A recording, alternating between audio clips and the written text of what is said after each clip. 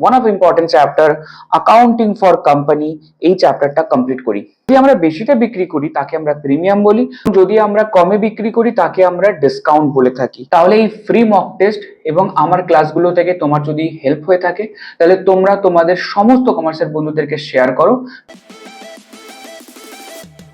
Hello everyone, আমি মনোজিৎ, কমার্সের smart ক্লাসে তোমাদের সবাইকে স্বাগত। আমরা 2026 সালের আমাদের যে বোর্ডের এক্সামিনেশন তার লক্ষ্যে আমরা রেগুলার ক্লাস করছিলাম, আর আমাদের টার্গেট 40 তে 40, সেখানে আমরা এক এক ধাপে এগিয়ে চলেছি। আমরা সেমিস্টার 3 অ্যাকাউন্টস এর one of important chapter company accounts, সেই বড় চ্যাপ্টারটা আমরা আজকের ক্লাসের মধ্যে 100% কমপ্লিট করতে চলেছি। লাস্ট ক্লাসের মধ্যে এই চ্যাপ্টারের ডিবেঞ্চার রিলেটেড বেশ কিছু আমরা অঙ্কের কনসেপ্ট গুলো শিখেছিলাম। আজকে আমরা লাস্ট আর দুটো একটা কনসেপ্ট বাকি রয়েছে, সেইগুলো সব কমপ্লিট করব এবং আমরা মোস্ট ইম্পর্টেন্ট কিছু অঙ্ক করব যেগুলো থেকে আমাদের এমসিকিউ কিন্তু আসে সেমিস্টার 3 বোর্ডের এক্সামিনেশনের মধ্যে।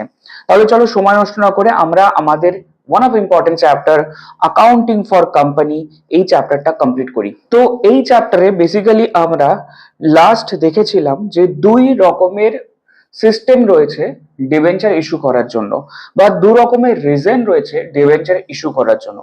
একটা হচ্ছে নগদ অর্থে ঋণপত্র বিলি বা issue of debenture for cash, অর্থাৎ কোম্পানির টাকার দরকার তাই সে ডিবেঞ্চার বিক্রি করছে এবং তার বিনিময়ে লোকের কাছ থেকে ঋণ নিচ্ছে বা লোন নিচ্ছে। আর একটা কি হতে পারে, নগদ অর্থ ছাড়া ডিবেঞ্চার বিক্রি, অর্থাৎ আমার কাছে কেউ টাকা পায়, সেই পেমেন্টের জন্য আমি তাকে আমার ডিবেঞ্চার বিক্রি করছি। তাহলে এটাকে বলা হয় issue of debenture for consideration other than cash. তো ফর ক্যাশ যদি আমরা ডিবেঞ্চার বিক্রি করি, সেই সমস্ত জার্নাল এন্ট্রিজ গুলো লাস্ট ক্লাসের মধ্যে আমরা ভালোভাবে দেখেছিলাম। তো তোমরা যারা লাস্ট ক্লাসটা করোনি আগে গিয়ে সেই ক্লাসটা করে নাও, তারপরে আজকের এই লাস্ট ক্লাসটা দেখবে, তবেই তুমি এই চ্যাপ্টারটা ভালোভাবে বুঝতে পারবে। তো চলো আজকে আমরা যে টপিকটা করতে চলেছি সেটা হচ্ছে নগদ অর্থ ছাড়া প্রতিদানের জন্য ঋণপত্র বিলি বা issue of debenture for consideration other than cash, অর্থাৎ আমার কাছে কেউ টাকা পায় তাকে আমি পেমেন্ট করছি ক্যাশ না দিয়ে, আমরা পেমেন্ট করছি ডিবেঞ্চার বিলির মাধ্যমে। তো এই ধরনের টপিকে আমাদের ডিবেঞ্চারের অঙ্ক করতে গেলে সবার ফার্স্ট স্টেপ যেটা আমাদেরকে জানতে হয় যে তাকে আমি কতগুলো ডিবেঞ্চার দেব, অর্থাৎ নাম্বার অফ ডিবেঞ্চার কত হবে। ফর এক্সাম্পল, কোনো ব্যক্তির কাছ থেকে আমি একটা অ্যাসেট কিনলাম এবং যে অ্যাসেটের দাম 10 লাখ টাকা, তাহলে আমি তাকে 10 লাখ টাকা পেমেন্ট করব। এবার সেই 10 লাখ টাকাটা ক্যাশ না দিয়ে আমরা তাদেরকে কি দিচ্ছি, ডিবেঞ্চার দিচ্ছি। তো সবার প্রথম প্রশ্ন হচ্ছে কতগুলো ডিবেঞ্চার আমাদেরকে দিতে হবে, নাম্বার অফ ডিবেঞ্চার কতগুলো। তো নাম্বার অফ ডিবেঞ্চার বার করার সিম্পল একটা ফর্মুলা রয়েছে। ফর্মুলাটা হচ্ছে কনসিডারেশন বা পারচেস কনসিডারেশন, অর্থাৎ লোকে আমার কাছে কত টাকা পাবে বা লোককে আমি কত টাকা পেমেন্ট করছি সেই অ্যামাউন্টটা ডিভাইডেড বাই ডিবেঞ্চারের ফেস ভ্যালু কত। আমরা দেখেছিলাম শেয়ার এবং ডিবেঞ্চারের জন্য প্রথমেই বলেছিলাম প্রত্যেকটা ডিবেঞ্চারের একটা করে ফেস ভ্যালু হয়। ফেস ভ্যালু কথার অর্থ হচ্ছে এক একটা ডিবেঞ্চারের দাম কত, তার অভিহিত মূল্য কত, সেটাকে আমরা বলে থাকি ফেস ভ্যালু। এবার একটা ডিবেঞ্চারের দাম 100 টাকা, আমরা চাইলে অনেক সময় 100 টাকাতেই বিক্রি করতে পারি, আমরা চাইলে তার থেকে বেশিতে বিক্রি করতে পারি, আবার আমরা চাইলে তার থেকে কমে বিক্রি করতে পারি। তো যদি আমরা বেশিতে বিক্রি করি তাকে আমরা প্রিমিয়াম বলি, এবং যদি আমরা কমে বিক্রি করি তাকে আমরা ডিসকাউন্ট বলে থাকি। তো আমরা কি করব, যে ফেস ভ্যালুটা আমাদের দেওয়া থাকবে তার সাথে আমরা অ্যাড করে দেব প্রিমিয়াম, আর যদি ডিসকাউন্টে বলে তাহলে আমরা মাইনাস করে দেব ডিসকাউন্ট। ফর এন এক্সাম্পল, আমাদের নাম্বার অফ ডিবেঞ্চার্স বার করছি, তাহলে এটা করলে আমাদের কি বেরোবে, এটা করলে বেরোবে হচ্ছে নাম্বার অফ ডিবেঞ্চার। তাহলে নাম্বার অফ ডিবেঞ্চার কতগুলো ডিবেঞ্চার দেব সেটার ফর্মুলা হচ্ছে purchase consideration divide by face value plus premium minus discount. এবার আমরা একটা এক্সাম্পল দেখি। ফর এন এক্সাম্পল, আমি কাউকে 10 লাখ টাকা পেমেন্ট করছি। প্রশ্ন হচ্ছে কতগুলো ডিবেঞ্চার দেবো। এক একটা ডিবেঞ্চারের দাম মনে করো 100 টাকা। এবার এই 100 টাকা মনে করো আমি 10% প্রিমিয়ামে দিচ্ছি, অর্থাৎ 10 টাকা বেশিতে, তাহলে আমি যোগ করে দেবো 10 টাকা।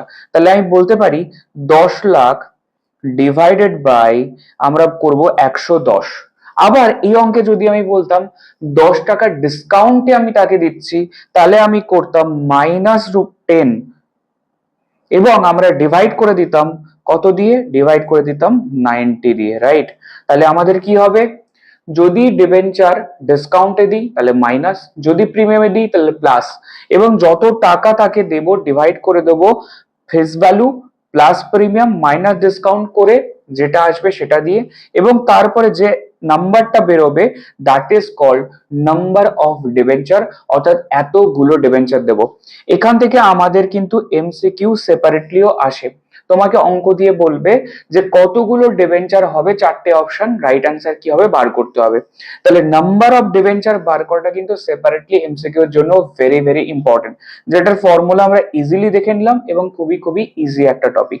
চলো, যেই আমরা নাম্বার অফ ডিবেঞ্চার বার করা শিখে নিয়েছি, এরপর আমরা কি করব, নাম্বার অফ ডিবেঞ্চার বার করার পরে এবার ডিফারেন্ট ডিফারেন্ট সিচুয়েশনের মধ্যে আমরা এন্ট্রিস কিভাবে করব সেটা দেখব। প্রথম ঘটনা, যে আমি ডিবেঞ্চার দিচ্ছি ফর পারচেজ অফ অ্যাসেটস, অর্থাৎ আমি কারো কাছ থেকে অ্যাসেটস কিনছি, লাইক ল্যান্ড কিনতে পারি, বিল্ডিং কিনতে পারি, ফার্নিচার কিনতে পারি, যা খুশি অ্যাসেট আমরা কিনতে পারি। কিন্তু আমরা নর্মালি দোকানে গেলে কি করি, কোনো একটা অ্যাসেট কিনি এবং তার বিনিময়ে আমরা ক্যাশ বা আমরা ব্যাংকে পেমেন্ট করে থাকি অনলাইনে। কিন্তু এই ক্ষেত্রে কি হচ্ছে, আমরা অ্যাসেট তো কিনেছি কিন্তু অ্যাসেটের পেমেন্টটা কিসে করব, অ্যাসেটের পেমেন্ট আমরা ডিবেঞ্চারের মাধ্যমে পেমেন্ট করব, অর্থাৎ আমি তাকে ডিবেঞ্চার দেব, রাইট? আমরা নর্মালি ক্যাশ বা ব্যাংক দিয়ে থাকি, আমরা এখানে ডিবেঞ্চার দেব। তাহলে চলো, সবার প্রথম যে জার্নাল এন্ট্রিটা করতে হবে অ্যাসেট কেনার জার্নাল এন্ট্রি। যখন আমরা অ্যাসেট কিনি ধারে অর্থাৎ ক্রেডিটে যখন কিনবো তখন জার্নাল এন্ট্রি কি হয়, অ্যাসেট কিনেছি তাই অ্যাসেট অ্যাকাউন্ট ডেবিট, কারণ আমার অ্যাসেট বেড়েছে। টু ভেন্ডার অ্যাকাউন্ট, ভেন্ডার কথার অর্থ হচ্ছে যার কাছ থেকে কিনলাম, ক্রেডিটার্স, তাহলে ভেন্ডার আমার এখানে কে, সেলার বা বিক্রেতা, যার কাছ থেকে আমি কিনেছি, যে আমাকে বিক্রি করলো, তাহলে ভেন্ডার্সকে আমি ক্রেডিটার্সও বলতে পারি, কারণ সে আমার কাছে টাকা পাবে তাই ক্রেডিটার্স। তাহলে আমি অ্যাসেট কিনলাম, অ্যাসেট বাড়লো, উল্টো দিকে টাকাটা এখনো দিইনি তাই আমার ক্রেডিটার্স জন্মে গেল, দায় জন্মে গেল, লাইবিলিটি জন্মে গেল। এবার এইখানে ক্রেডিটার্সকে আমরা কি নামে ডাকি, আমরা ডাকি ভেন্ডার্স নামে, ভেন্ডার মানে বিক্রেতা। তাহলে asset account debit two vendor account, যত টাকার অ্যাসেট কিনেছি আমাদের চলে এলো। এইবার এই ভেন্ডার আমার কি হয়ে গেল, লাইবিলিটি জন্মে গেল, কারণ ওকে পেমেন্ট করতে হবে এত টাকা। এইবার আমরা পেমেন্টটা কিভাবে করব, ভেন্ডার অ্যাকাউন্ট ডেবিট, অর্থাৎ ভেন্ডারকে করলাম ডেবিট কারণ লাইবিলিটি ছিল, পেমেন্ট করছি, লাইবিলিটি কমে গেল তাই ডেবিট, তাহলে ভেন্ডার অ্যাকাউন্ট ডেবিট। এইবার আমরা ওদেরকে কি দিচ্ছি, ওদেরকে আমরা ডিবেঞ্চার দিচ্ছি, তাই টু ডিবেঞ্চার অ্যাকাউন্ট, যতগুলো ডিবেঞ্চার দিচ্ছি তার ফেস ভ্যালু যেটা, তাহলে ডিবেঞ্চারের যা ফেস ভ্যালু হবে সেটা দিয়ে আমরা তাকে ডিবেঞ্চার পেমেন্ট করলাম। এবারে এই যে ডিবেঞ্চারটা দিচ্ছি সেটা যদি ডিসকাউন্টে থাকে তাহলে ডিসকাউন্ট আমার জন্য লস, তাহলে আমরা কি করব, discount on issue of debenture account debit. আর যদি ডিসকাউন্ট না থেকে প্রিমিয়াম থাকতো তাহলে আমরা কি করতাম, টু সিকিউরিটিজ প্রিমিয়াম অ্যাকাউন্ট, যত টাকা প্রিমিয়াম থাকবে, রাইট? এরপর যদি যে ডিবেঞ্চারটা দিচ্ছে সেই ডিবেঞ্চারে বলা থাকে যে 20 বছর 15 বছর পরে ওটা রিডেমশন করে নেব প্রিমিয়ামে, তাহলে ভবিষ্যতের লস আজকের লস, তখন কি করব, তখন করব loss on issue of debenture account debit, অর্থাৎ ভবিষ্যতে সেই লসটাকেও আজকে লস হিসেবে দেখাবো, এবং যেহেতু ভবিষ্যতে লস হবে সেই টাকাটা ভবিষ্যতে পেমেন্ট করব, তাহলে সেই টাকাটা আজকে আমাকে সরিয়ে রাখতে হবে, সেটাও আমাদের জন্য হয়ে যাবে কি প্রভিশন, সেটা আমাদের জন্য হয়ে যাবে লাইবিলিটি, তাই হয়ে যাবে premium on redemption of debenture account. তাহলে ভবিষ্যতের লস আজকের লস, টাকাটা সরিয়ে রাখছি তাই আমার জন্য রিজার্ভ বানিয়ে রাখলাম, তাই আমার জন্য premium on redemption of debenture liability জন্মে গেল, ভবিষ্যতে টাকাটা দিতে হবে। এই জার্নাল এন্ট্রিটা এক্স্যাক্টলি সেম আমরা লাস্ট ডে যে জার্নাল এন্ট্রিটা করেছিলাম 2 নম্বরে, যে একটা ডিবেঞ্চার কিভাবে বিলি হয়, ডিবেঞ্চার অ্যালট কিভাবে হয়। তাহলে মানে বেসিক্যালি এখানে আমরা কি করলাম, ভেন্ডারকে যে টাকাটা দেবার কথা তার বিনিময়ে আমরা কি করছি, ডিবেঞ্চার দিচ্ছি। আর ডিবেঞ্চার দেবার জার্নাল এন্ট্রিটা এক্স্যাক্টলি প্রত্যেক জায়গাতে সেম। তাহলে আমাদের কি হয়ে গেল, অ্যাসেট কেনার ঘটনা আমাদের কমপ্লিট। এইবার আমরা অনেক সময় এরকম করি, মনে করো আমার একটা কোম্পানি এ লিমিটেড, আমি কি করছি বি লিমিটেড নামের একটা কোম্পানিকে কিনে নিচ্ছি, তাহলে বি লিমিটেড কোম্পানি আমরা কি করব, পারচেস করছে। কে পারচেস করছে? A limited company. তাহলে A limited company B limited কোম্পানির বিজনেসটাকে পুরো কিনে নিচ্ছে। এবার মনে রাখবে, কোনো একটা বিজনেস কেনার অর্থ হচ্ছে তার ব্যালেন্স শিটের সমস্ত আইটেমস গুলোকে কিনে নেওয়া। একটা ব্যালেন্স শিটের মধ্যে কি কি আইটেম থাকে? আমাদের অ্যাসেটস থাকে, আমাদের লাইবিলিটিস থাকে, রাইট? এবার এ লিমিটেড বি লিমিটেড কিনে নিচ্ছে, তার অর্থ হচ্ছে বি লিমিটেডের সমস্ত অ্যাসেট আজ থেকে এ লিমিটেডের হয়ে যাবে এবং বি লিমিটেডের সমস্ত লাইবিলিটিসও এ লিমিটেডের হয়ে যাবে। তাহলে এ লিমিটেড যখন অন্যের বিজনেসটাকে কিনছে, তাহলে তার অ্যাসেট আজকে থেকে আমার অ্যাসেট, তার লাইবিলিটিস আজকে থেকে আমার লাইবিলিটিস। তাহলে জার্নালিটি কি? আমার অ্যাসেট তার অ্যাসেট আমার অ্যাসেট হয়ে গেল, তাহলে আমার অ্যাসেট বেড়ে গেল, তাহলে অ্যাসেট অ্যাকাউন্ট ডেবিট। তাহলে ফার্স্ট কি হবে? অ্যাসেট অ্যাকাউন্ট ডেবিট, অর্থাৎ তার বিজনেসের অ্যাসেট গুলো আজ থেকে আমার অ্যাসেট হয়ে গেল, তাই আমার অ্যাসেট অ্যাকাউন্ট ডেবিট হয়ে গেল। লাইবিলিটিস, তার সমস্ত লাইবিলিটিস আজকে থেকে আমার লাইবিলিটিস, তাই লাইবিলিটিস কি করব? কি ক্রেডিট, কারণ আমার লাইবিলিটিস বেড়ে গেল। এরপর এই যে বিজনেসটা কিনলাম, তার জন্য কি করতে হবে? যার কাছ থেকে কিনছি তাকে তো টাকা দিতে হবে, তো অঙ্কে আমাকে বলে দেবে যে ওর বিজনেসটা কেনার জন্য ওকে আমি কত টাকা পেমেন্ট করব। তাহলে সেইটা হবে টু ভেন্ডার অ্যাকাউন্ট ক্রেডিট, কারণ ভেন্ডার আমার কাছে এত টাকা পাবে, লাইবিলিটি বেড়ে গেল। তাহলে কি দাঁড়ালো? তোমার অ্যাসেট আমার অ্যাসেট, তাই অ্যাসেট অ্যাকাউন্ট ডেবিট। তোমার লাইবিলিটিস আজ থেকে আমার লাইবিলিটিস, তাই লাইবিলিটি অ্যাকাউন্ট ক্রেডিট। এবং বিজনেসটা কেনার জন্য ভেন্ডারকে যত টাকা পেমেন্ট করতে হবে, ভেন্ডার অ্যাকাউন্ট ক্রেডিট। এই সব কিছু হয়ে গেল। এরপর আমরা দেখব ডেবিট দিকের অ্যামাউন্টটা বড় নাকি আমার ক্রেডিট দিকের অ্যামাউন্টটা বড়। যদি দেখি ক্রেডিট দিকের অ্যামাউন্টটা বেশি এবং ডেবিট দিকের অ্যামাউন্টটা কম, তাহলে ব্যালেন্স বেরোবে হচ্ছে ডেবিট দিকে, এবং যত টাকা ব্যালেন্স বেরোচ্ছে সেই ব্যালেন্সটাকে বলবো গুডউইল। তাহলে গুডউইল কি হবে? Balancing figure. আর গুডউইল ব্যালেন্সিং ফিগার কখন আসবে? যখন দেখবো ক্রেডিট দিকে বেশি। ফর এক্সাম্পল, ক্রেডিট দিকে এটা যোগ করে মনে করো 150 টাকা, আর ডেবিট দিকে হয়েছে 100 টাকা, তাহলে বলতে পারি ক্রেডিট দিকটা আমাদের বড় 150 টাকা এবং ডেবিট দিকটা 100 টাকা কম। তাহলে 50 টাকা ব্যালেন্স বেরোচ্ছে কোন দিকে? ডেবিট দিকে কম, তাই ডেবিট দিকে 50 টাকা ব্যালেন্স বেরোচ্ছে। এবং এই ব্যালেন্সটাকে কি নামে ডাকবো? গুডউইল। তাহলে আমরা বলতে পারি অন্যের বিজনেস যখন কিনবো তখন জার্নাল এন্ট্রির মধ্যে যদি ক্রেডিট দিকটা বড় হয় ডেবিট দিকটা কম হয়, তাহলে ডেবিট দিকে যে ব্যালেন্সটা বেরোচ্ছে সেটাকে বলি আমরা গুডউইল। কিন্তু ঠিক এর উল্টো যদি হতো, ডেবিট দিকে মনে করো রয়েছে 150 টাকা আর ক্রেডিট দিকে যোগ করলে 100 টাকা বেরোচ্ছে, তাহলে আমি বলতে পারি ক্রেডিট দিকে কম, তাহলে ব্যালেন্স ক্রেডিট দিকে বেরোবে 50 টাকা। তখন আমরা তাকে ডাকবো টু ক্যাপিটাল রিজার্ভ বলে ব্যালেন্সিং ফিগার। তাহলে জার্নাল এন্ট্রি যদি এক কথায় বলি, তাহলে লোকের বিজনেস কেনার জন্য, ফর পারচেজ অফ বিজনেস, যখন আমরা অন্যের বিজনেসটা কিনে নিই তখন আমার জার্নাল এন্ট্রি কি হবে? তোমার অ্যাসেট আজ থেকে আমার অ্যাসেট, তাই ডেবিট। তোমার লাইবিলিটিস আজ থেকে আমার লাইবিলিটিস, তাই ক্রেডিট। ভেন্ডারকে যত টাকা দেবো ক্রেডিট। ডেবিট দিকে যদি ব্যালেন্স বেরোয় গুডউইল, ক্রেডিট দিকে যদি ব্যালেন্স বেরোয় তাহলে সেটাকে বলবো ক্যাপিটাল রিজার্ভ অ্যাকাউন্ট। তাহলে আশা করি জার্নাল এন্ট্রিটা আমরা বুঝতে পেরেছি। আমরা এই রিলেটেড একটা অঙ্ক করব এবং আমাদের পুরো কনসেপ্ট ক্লিয়ার হয়ে যাবে। এরপর লোকের বিজনেস কেনা আমার কমপ্লিট হয়ে গেল। এবার কি হবে? ভেন্ডার তো আমার কাছে টাকা পায়, ভেন্ডার যে টাকাটা পায় তাকে তো দিতে হবে, কিন্তু তার পরিবর্তে আমরা কি দিচ্ছি? অ্যাসেটের পরিবর্তে আমরা কি দেব?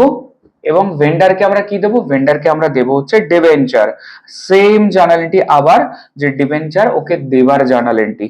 দেখো, ভেন্ডার অ্যাকাউন্ট ডেবিট, যত টাকা পাবে তাকে যতগুলো আমরা ডিবেঞ্চার দিচ্ছি, ডিবেঞ্চার অ্যাকাউন্ট ক্রেডিট। যদি আমাদের ডিসকাউন্ট থাকে তাহলে discount on issue of debenture account debit, এবং যদি প্রিমিয়াম থাকে to securities premium account credit.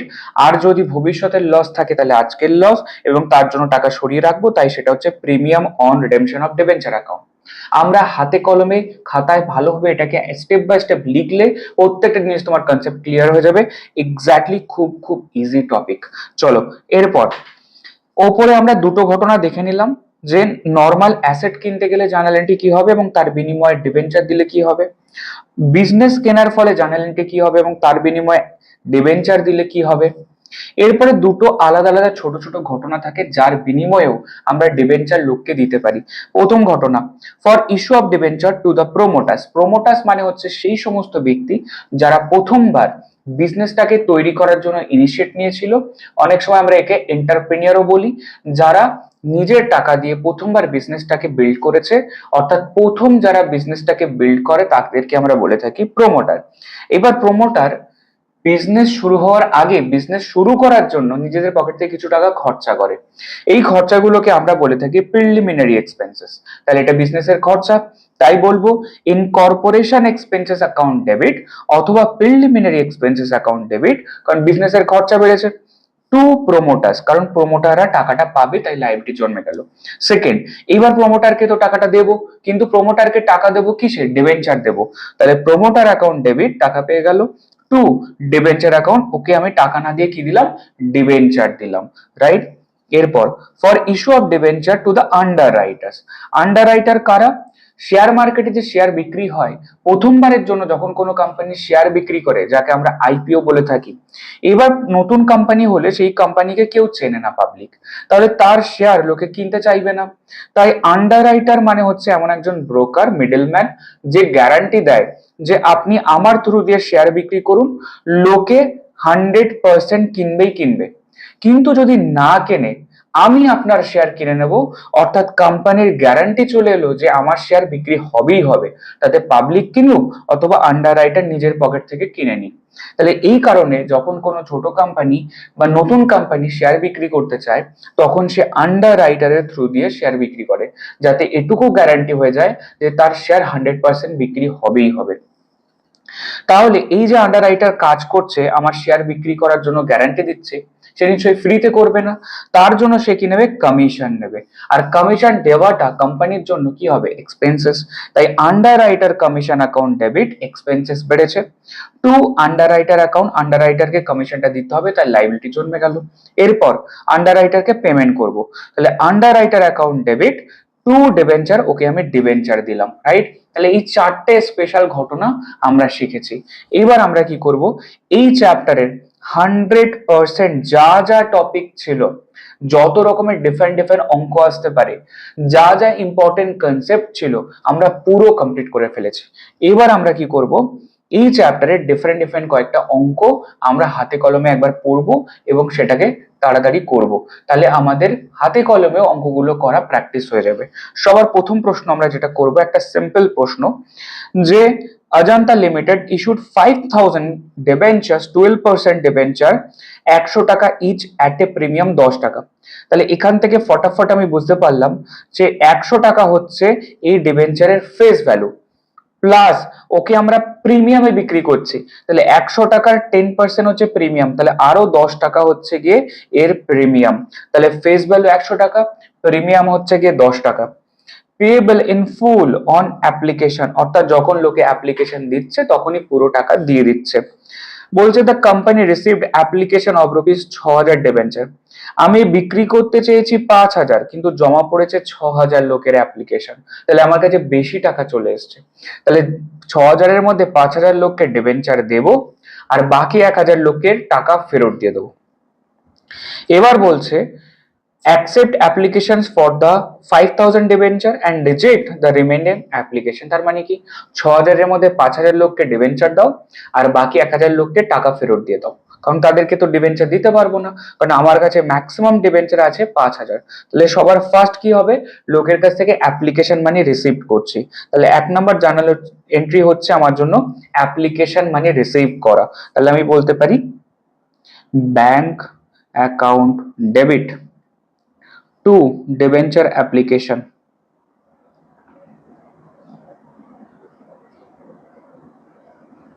Debenture application account কত টাকা হবে? আমাদের হবে, কতগুলো জমা পড়েছে? 6000 লোক কেনার জন্য জমা দিয়েছে। কত টাকা জমা দিয়েছে? 100 টাকা ফেস ভ্যালু, 10 টাকা প্রিমিয়াম, তাহলে বলতে পারি 110 টাকা করে জমা দিয়েছে। তাহলে ডিবেঞ্চার অ্যাপ্লিকেশনের মধ্যেও টোটাল এই টাকাটা আমার লাইবিলিটি দাঁড়িয়ে থাকবে। তাহলে আমি বলতে পারি 6000 ইন্টু 110, তাহলে 6,60,000 টাকা আমার কাছে জমা পড়েছে, রাইট? প্রথমটা হয়ে গেল। এই যে অ্যাপ্লিকেশনটা আমার কাছে এলো, তার বিনিময়ে ওদেরকে কি দিতে হবে? ডিবেঞ্চার দিতে হবে। কতগুলো লোককে? অনলি 5000। বাকি 1000 জনকে কি করব? টাকা ফেরত দিয়ে দেবো। তাহলে 2 নম্বর জার্নাল এন্ট্রি। 2 নম্বর জার্নাল এন্ট্রি কি করব, debenture application account debit,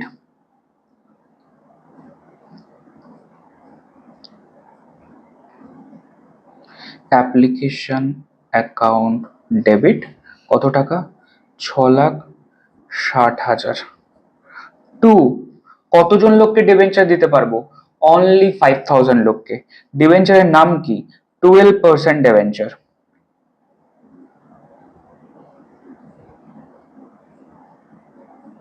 12% debenture account, কত টাকা দেব, 5,000 লোককে দেব। কত টাকা দেব, এক একটা ডিবেঞ্চারের দাম কত, এক একটা ডিবেঞ্চারের দাম হচ্ছে আমাদের 100 টাকা করে। ফেস ভ্যালুটা শুধু আসবে, যত টাকার ফেস ভ্যালু ডিবেঞ্চার দিচ্ছে। তাহলে আমি বলতে পারি 5,000 ইন্টু 100, তাহলে 5 লক্ষ টাকার ডিবেঞ্চার ওদেরকে দিলাম।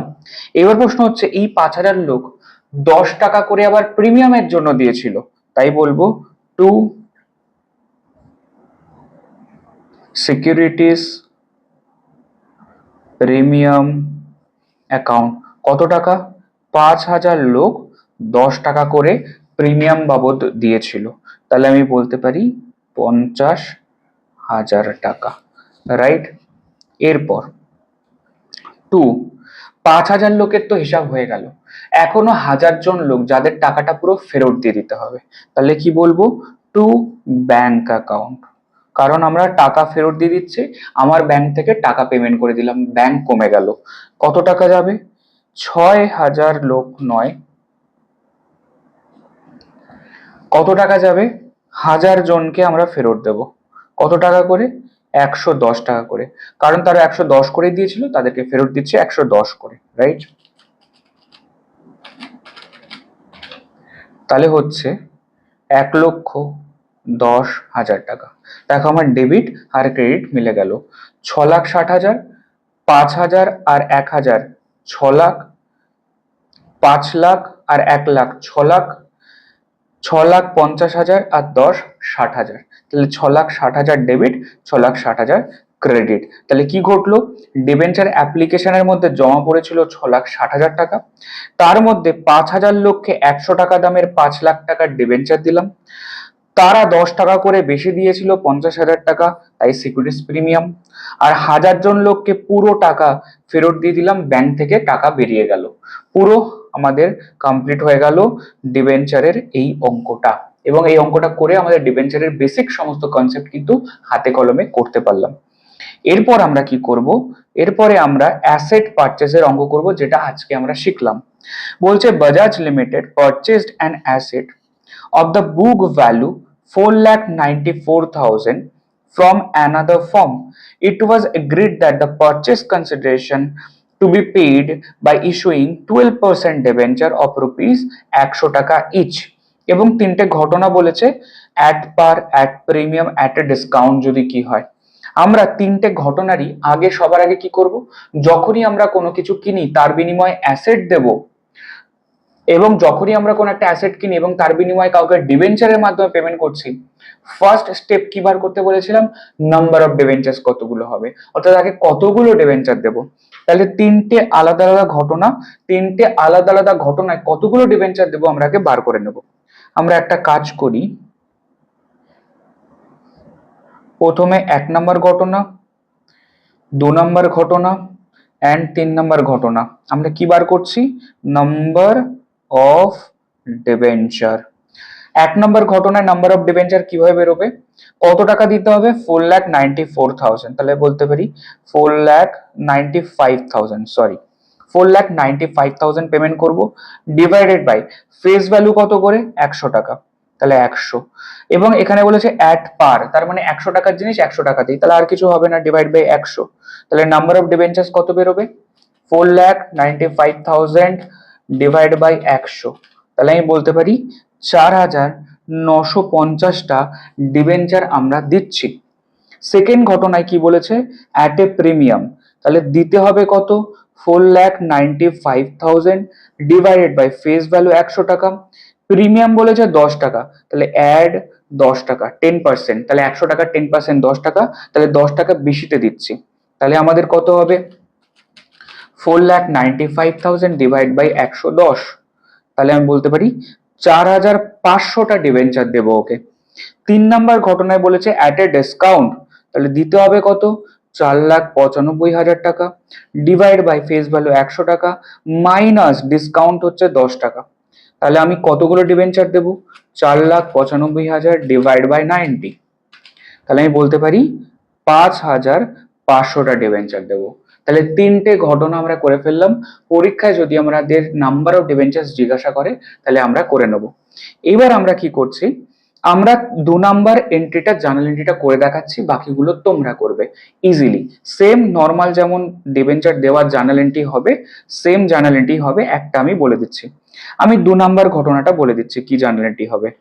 সবার আগে বলো অ্যাসেট কিনেছি, অ্যাসেট কত টাকার কিনেছি, 4,95,000 টাকার। এটা প্রত্যেকটা সিচুয়েশনের জন্য সেম, 1 2 3 সবার জন্য সেম। তাহলে অ্যাসেট কিনছি, 1 নম্বর জার্নাল এন্ট্রি। তাহলে আমি কি কিনলাম, অ্যাসেটটা শুধু অ্যাসেটই বলেছে, তাহলে আমি বলবো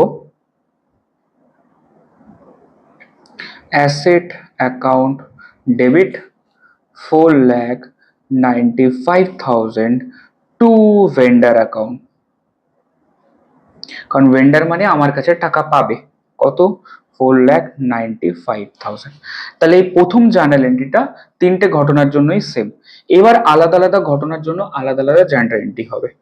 আমরা প্রথমে কি করব, 2 নাম্বার কার জন্য, 1 নাম্বার সিচুয়েশনের জন্য, অর্থাৎ 2 নাম্বার জার্নাল এন্ট্রি, বাট এই 1 নাম্বার কেসের জন্য আমরা করছি। 1 নাম্বার কেস, 1 নাম্বার কেসের জন্য কি করব, ভেন্ডারকে পেমেন্ট করব কত টাকা, ভেন্ডারকে দেব হচ্ছে ভেন্ডার অ্যাকাউন্ট ডেবিট 4,95,000। কতগুলো ডিবেঞ্চার দিচ্ছি, 5,000, তাহলে 2 ডিবেঞ্চারের নাম কি, 12% ডিবেঞ্চার, 12% ডিবেঞ্চার অ্যাকাউন্ট। কতগুলো ডিবেঞ্চার দেবো, দেখো প্রথম ঘটনায় 4,950টা ডিবেঞ্চার বেরিয়েছিল, তাহলে 4,950 ইন্টু এক একটা ডিবেঞ্চারের দাম 100 টাকা করে, তাই দিয়ে দিচ্ছি কত টাকা হয়, 4,95,000 টাকা। ব্যাস, 2 নম্বর ঘটনা, এই 2 নম্বর জার্নাল এন্ট্রি 1 নম্বর কেসের কমপ্লিট। এবার আমরা কি করব, 2 নম্বর জার্নাল এন্ট্রি 2 নম্বর কেসের জন্য কি হবে, কি করব, ভেন্ডারকে পেমেন্ট করব, ভেন্ডার অ্যাকাউন্ট ডেবিট 4,95,000 টু কি দেব, 12% ডিবেঞ্চার। কতগুলো ডিবেঞ্চার সেকেন্ড ঘটনায় বেরিয়েছিল, 4,500টা ডিবেঞ্চার, তাহলে 4,500 মাল্টিপ্লাইড বাই এক একটা ডিবেঞ্চারের দাম 100 টাকা করে, ফেস ভ্যালুটা নিতে হবে, কত হয়, 4,50,000।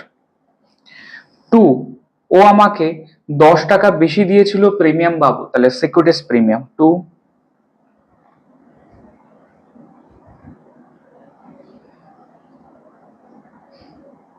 Securities premium account. কতগুলো, 4,500টা ডিবেঞ্চার ইন্টু 10 টাকা করে, তাহলে বলতে পারি 45,000। এবং আমাদের সেকেন্ড কেসটাও কমপ্লিট হয়ে গেল। এবার second journal entry of third case, সেক্ষেত্রে কি করব, ভেন্ডার অ্যাকাউন্ট ডেবিট 4,95,000। এখানে কি হয়েছিল, 10 টাকার লস, অর্থাৎ ডিসকাউন্ট দিতে হয়েছিল, তাই 10 টাকার লস হয়েছে, তাই আমরা বলবো discount on issue of debenture account debit.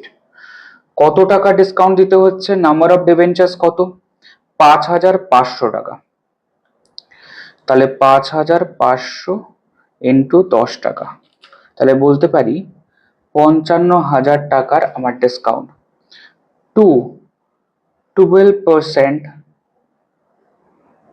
Debenture account, কতগুলো ডিবেঞ্চার, 5,500টা ডিবেঞ্চার, এক একটা ডিবেঞ্চারের দাম 100 টাকা করে, তাহলে আমি বলবো 5,50,000 টাকা, রাইট।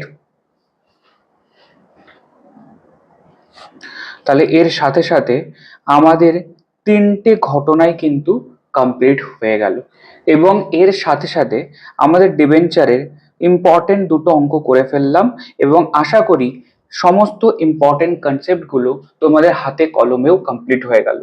এই ক্লাসটা দেখার পর এবং পুরোনো ক্লাসগুলো লাস্ট 3টে 4টে যেটা ক্লাস করিয়েছিলাম এই চ্যাপ্টারের, প্রত্যেকটা ক্লাস কনসেপচুয়ালি রিভিশন করার পর এই চ্যাপ্টারের যত এমসিকিউ রয়েছে এবং আমি যে এমসিকিউ পিডিএফটা প্রোভাইড করে দিয়েছি কমিউনিটিতে, সেগুলো ডাউনলোড করে প্রত্যেকটা অঙ্ক করে ফেলো, এবং আই ক্যান গ্যারান্টি এই চ্যাপ্টারের একটা এমসিকিউ তোমার বোর্ডের এক্সামিনেশনে আটকাবে না। তাহলে আমাদের একটা ইম্পর্টেন্ট চ্যাপ্টার কোম্পানি অ্যাকাউন্টস আমাদের 100% কমপ্লিট হয়ে গেল, এবং আমাদের নেক্সট আর একটা চ্যাপ্টার রেশিও চ্যাপ্টার, সেটাও আমরা কমপ্লিট করব নেক্সট ক্লাসগুলোর মধ্যে, এবং তারপরে আমাদের ছোট ছোট কিছু চ্যাপ্টার্স থাকবে যেগুলো আমাদের তাড়াতাড়ি কমপ্লিট হয়ে যাবে। এবং এর সাথে সাথে আমাদের 2026 সালের সেমিস্টার 3 বোর্ডের এক্সামিনেশনের জন্য আমরা প্রিপেয়ার হয়ে যাব, এবং আমরা বারবার রিভিশনস করব। আর অলরেডি তোমাদের জন্য ফ্রি মক টেস্ট চালু হয়ে গেছে। তোমরা হোয়াটসঅ্যাপ কমিউনিটি, টেলিগ্রাম কমিউনিটিতে জয়েন থাকো।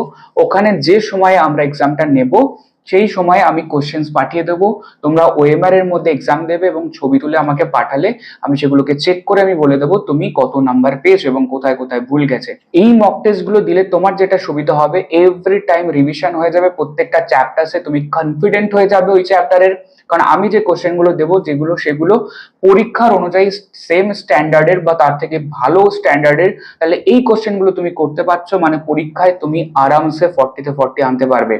আর দ্বিতীয় কথা, এই টেস্ট গুলো দিলে অল ওভার ওয়েস্ট বেঙ্গলে যত স্টুডেন্ট কমার্স নিয়ে পড়ছে তারা সবাই অ্যাক্সেস করতে পারে এই টেস্টটা।